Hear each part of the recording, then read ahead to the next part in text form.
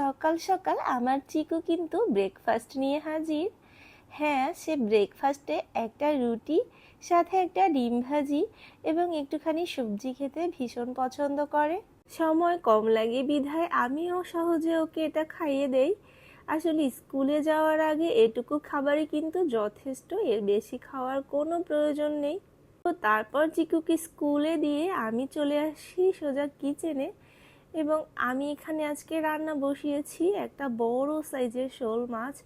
আর এই শোল মাছটা এতটা বড় সাইজের ছিল যে মাছের পিসগুলো একটু ছোট করে কাটা হয়েছিল, এজন্যটা বোঝা যাচ্ছে না। তো শোল মাছটা আমি আজকে সিম এবং আলু দিয়ে রান্না করছি। আর সিম আলু দিয়ে একটু ভুনা ভুনা করে এই শোল মাছটা রান্না করলে আমার কাছে খেতে অনেক বেশি ভালো লাগে। তাছাড়া আমাদের ফ্যামিলিতে যারা যারা শোল মাছ খায় তাদের কাছেও এভাবে রান্না করলে খেতে অনেক বেশি ভালো লাগে। আর আজকে শোল মাছ রান্নাটাও কিন্তু ফাটাফাটি হয়েছিল। আমি তো অনেকগুলো মাছ খেয়ে ফেলেছিলাম, যেহেতু শীতের সিজনে এই মাছটা আমার অনেক বেশি পছন্দ। তো সাথে করেছিলাম একটু গাটি সবজি, আর অনেক দিন ধরেই আমার গাটি খেতে ইচ্ছে করছিল। আমি কিন্তু এই সবজিটা অনেক বেশি পছন্দ করি। একটু পাতলা ঝোল করে রান্না করেছি, আর এই গাটিটা খেতেও অনেক বেশি টেস্ট হয়েছে। তো তারপর রান্না করেছিলাম থোর ভাজি।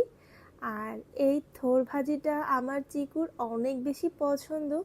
নারকেল চিংড়ি মাছ আর সরিষা ফোড়ন দিয়ে এই থোর ভাজিটা রান্না করে থাকি, এবং এটা খেতে অনেক বেশি মজা হয়। অনেকে তো এটা চিনবেও না থোর কি জিনিস। আমরা তো প্রায়ই খেয়ে থাকি, হয় সেটা বাজার থেকে কিনে এনে, নয়তো বা গাছ কাটিয়ে তারপর থোর সংগ্রহ করা হয়। আর এখানে রান্না করছি লাল শাক ভাজি। লাল শাকটা আমি আজকে দুইটা ওয়েতে করেছি, যেমন নারকেল চিংড়ি মাছ দিয়ে একটা, এবং অন্যটা একটু রসুন বাটা দিয়ে। এই যে অল্প যেটুকু ওটুকু কিন্তু নারকেল চিংড়ি মাছ, আর বাকিটা রসুন চিংড়ি মাছ দিয়ে করেছি। তো এখানে আমার দিদিমা আবার একটি স্পেশাল সবজি রান্না করেছে। এটা হচ্ছে বেগুন আলু দিয়ে শুটকি। এটা তার ভীষণ পছন্দ, সে আবার পেঁয়াজ রসুন খায় না, এজন্য ওই ওয়েতেই রান্না করে থাকে। আর রান্না হয়েছে টক ডাল। শীতের দিনে এই কাঁচা টমেটো দিয়ে টক ডাল আমার অনেক পছন্দ। তারপর এখানে আমি একটা বাতাবি লেবু মাখিয়ে নিয়েছি। আর রান্না বান্না শেষ করে ক্লান্ত শরীরে আমার এই টাইপের মাখা ভর্তা খেতে অনেক বেশি ভালো লাগে। তো প্রায়ই টক কিছু না কিছু ফল মাখিয়ে আমি খেয়ে থাকি।